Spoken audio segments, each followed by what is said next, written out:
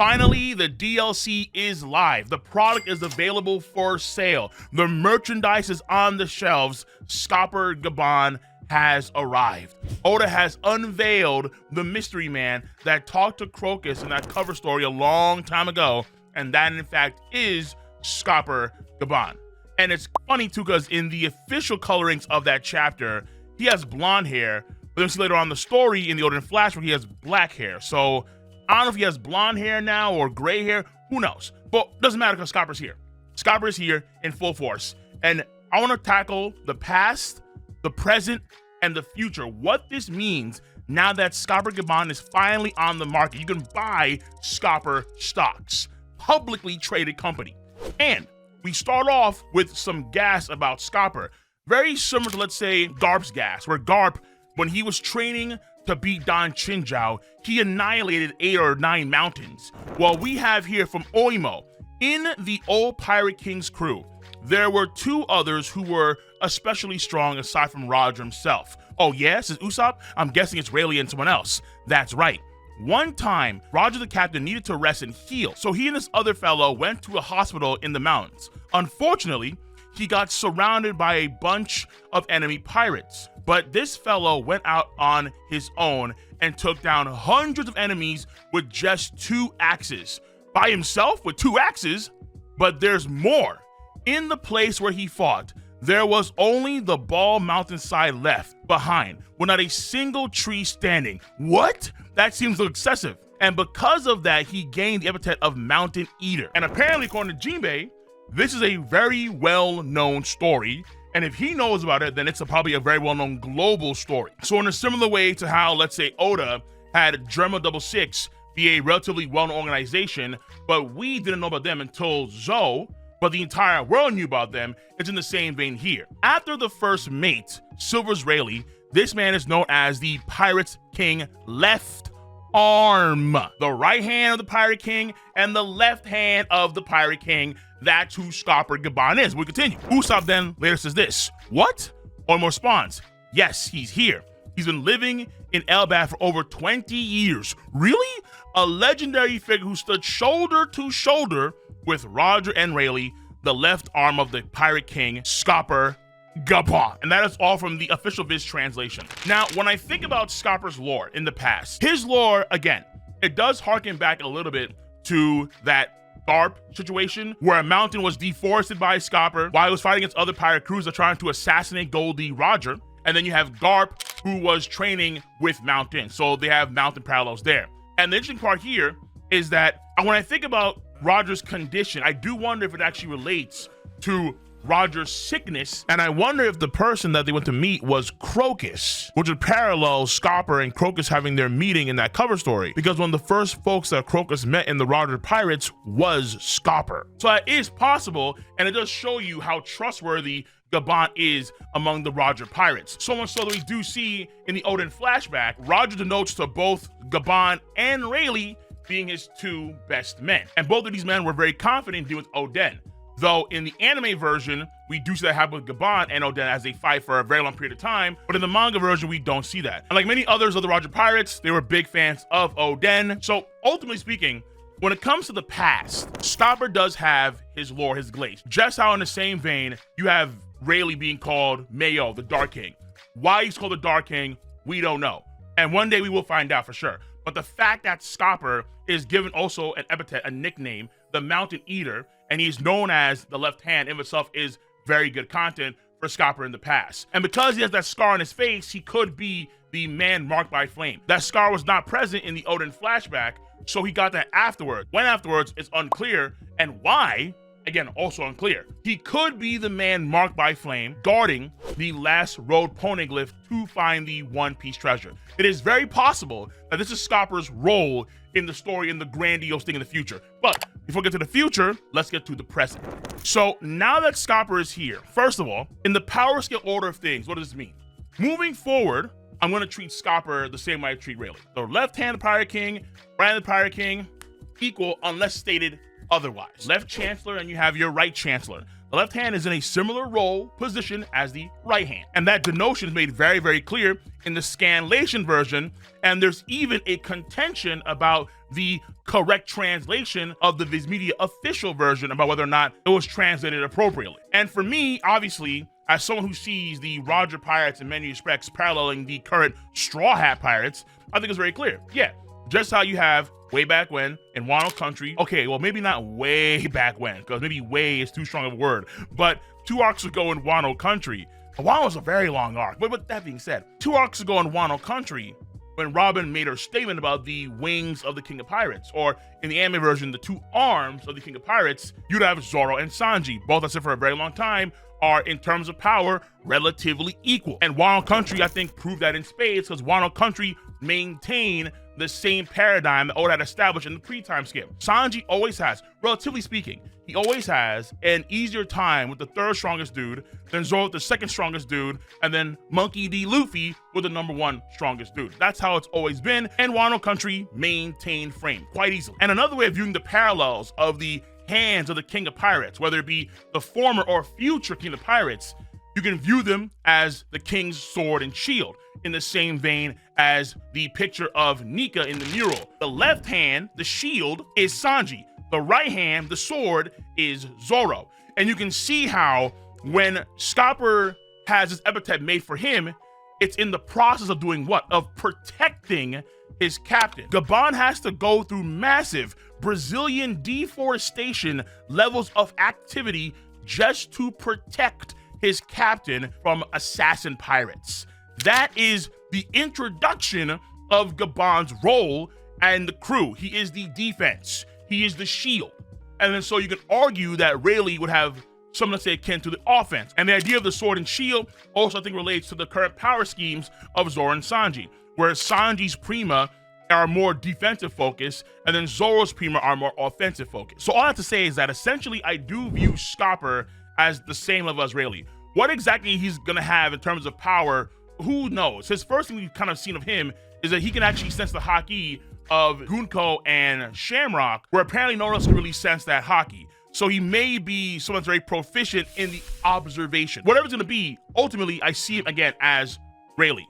So if Luffy can fight against and beat Scopper now, then Luffy can fight against and beat Rayleigh now, or at least take the key back, so on and so forth. Scopper should be a sort of a test to see if Luffy has kind of surpassed his former mentor, and I think it's gonna be the case of, yeah, he clearly has, because here's when you see him do against Scopper, who is a parallel to Rayleigh right now. And then moving forward for the future now, I think that he does have a lot to teach Luffy, and maybe Sanji as well. I do like his sort of view on the races. I think it's actually very interesting. Obviously for him, it's more love-centric, more gigolo-centric, fair enough. More pimp, a pimp named Slickback-centric, fair enough. Live your own life, teach your own. Colin is gonna be one of the kids that's gonna be against the grain of the current kids of Elbaf. And that's gonna be for sure important, though you can argue a weakness that Scopper has where his family are Elbafian, where his family, Rippy and Colin, could be in danger via some method by the Holy Knights, and that could be exploited, absolutely, for damn sure. And the Holy Knights, that is not beneath them. I mean, they are literally targeting the children as we speak. Use that to their advantage against the other giants and, of course, Scopper. But I think for Luffy in particular, the important thing here is getting stronger. In the same way where Hyogoro helped Luffy get stronger by understanding Ryo Haki. And through that process of understanding Ryo Haki, the breadth of all things, he was able to actually transfer that into Conqueror's Haki and Fusion. I think that Luffy's going to learn a few things from Scopper in terms of Haki technique. And because Luffy's affinity for Haki is Conqueror's Haki, I'm looking very, very particular at the idea of Haki being able to suppress other abilities. Remember, we saw Big Mom and Kaido on Roof Piece. They could not be moved by Law's room. Law couldn't move them. His powers could not function properly because of the level of Haki that Big Mom and Kaido could exude. Kaido himself has that famous line of Haki can transcend all things.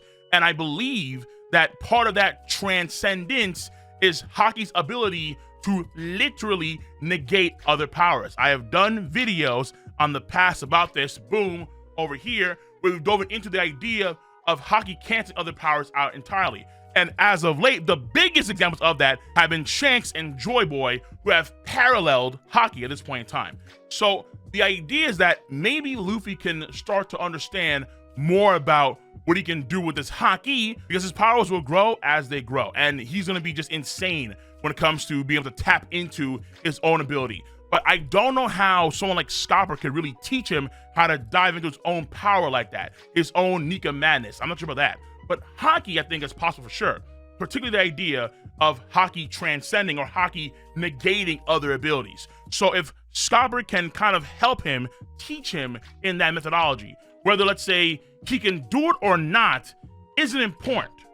If Scopper is aware of that, then he can actually guide Luffy to be able to do that. I'm gonna say it again. Whether or not Scopper has Conqueror's Haki infusion or not is, in this case, irrelevant, because Scopper is probably aware of that power attribute of Conqueror's Haki. And if he's aware of that, then he can help Luffy in that direction to be able to use his Conqueror's Haki way more effectively. And that would be the main hope I have for Scopper moving forward in the future of the story.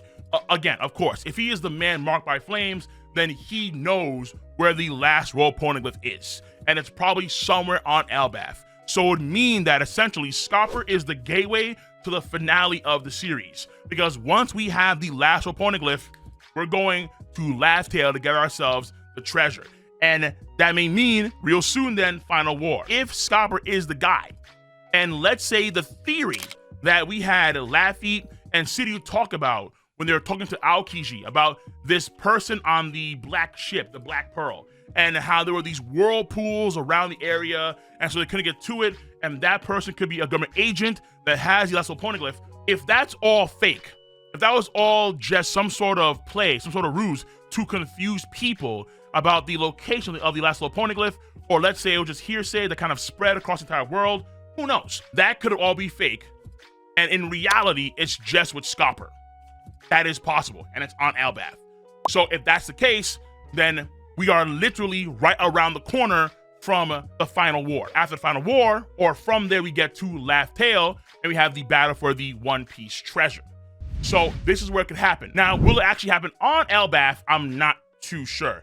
Is Elbaf a great location for the Final War? For sure, because it's huge. There's plenty of space in the castle in of itself to have full-on battle, since the areas are so massive, let alone the current giant village that we see here, or other giant villages in the Sun Realm, or in the Lower Realm, or potentially somewhere in heaven, who knows? But the area is large enough to actually have large-scale ground tree battles. Yes, it is possible. And if that's the case, then we'll see Scopper play a big role in the final war of the story, literally, and it could involve other old heads like Sengoku and Suru. This is a lot for the future for sure, because it depends on how he views Elbaf in the timeline of the story. But Scopper's role is going to be, I think, just situated on Elbaf, unless his son is captured.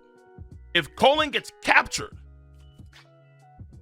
okay, because if the Holy Knights are very persistent in trying to bring the entire country of Elbaf, the giants, to heal, then the captured kids could go with them, maybe to the Holy Land, if they can actually instant transmission these kids with the magic circles. If that's the case, then Scopper's coming. Maybe not on the ship, but he is definitely coming in the future to get his son back, undeniably. And we could see Scopper in the role for the future directly in that means. But just for Elbaf in the future, I think for sure, helping Luffy grow, of course, being a word of wisdom in terms of being a better pirate and things of that sort that he needs. Maybe even helping other people out in the crew. Maybe Sanji can learn a few things here or there from Scopper, because they do have very similar wavelengths, undeniably, just that Scopper is more along the road. If Scopper is someone that's very keen on observation Haki, then maybe he could also help out other crew members. And the two that catch my attention would be, of course, Sanji, because of the parallels there, but also Usopp.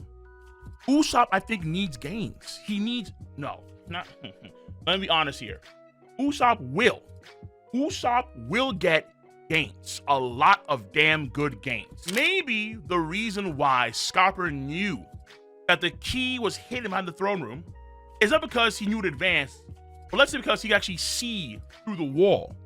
In a similar vein to how Usopp could, let's say, see the auras of people from a great distance away in Dressrosa, maybe Scopper's eyesight is that sharp, that keen. And so what Usopp lacks, Scopper, Yasan, could show him the way. He can pave the road forward for him. So that's Scopper's future, his present, and his past as I see things right now. And in the future, when it comes to the top 20 or 30 strongest characters we normally do, he will be in parallel with Rayleigh. That's what I see right now. But let me know how you see things in the comment section down below. If you enjoy your boys do the content, give it a thumbs up, subscribe to the channel, and click on that bell to join the notification squad. I'm gonna catch you guys and gals on the flip side. See you. Bye bye.